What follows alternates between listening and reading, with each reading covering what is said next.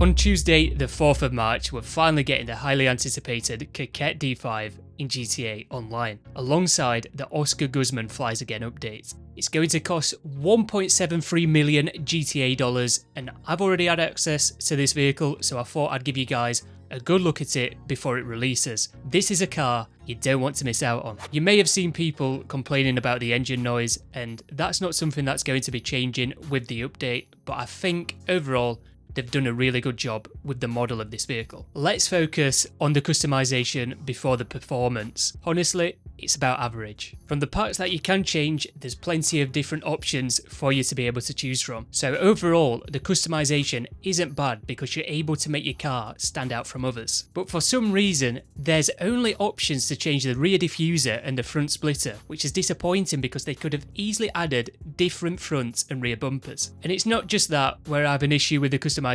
because you're unable to get rid of the carbon roof. There's no options to change the colour of the roof or even remove it. Not that the carbon roof looks bad, it would just be nice to have the freedom to change a big part of this vehicle, and it's something they could have easily done. But at least it's not as bad as the Jester RR wide body. Now I think this is where things are going to get interesting, the performance of this vehicle. The Coquette D5 is rear wheel drive and it handles pretty well. From the time that I've spent racing this vehicle, it does seem to feel pretty consistent, but I will say it feels generic in a way. One of my friends didn't think the vehicle was that good from first impressions, but that's only because that generic feeling is deceiving. I've done a lot of comparisons to the GTO and the Pariah, and whilst I don't think it's quite as good as the GTO, it could easily compete with something such as the Pariah. The GTO just seems to be that bit better at cornering than the D5. The D5's turning circle doesn't feel as sharp as the GTO's, and also with the GTO being all-wheel drive, it can accelerate a lot faster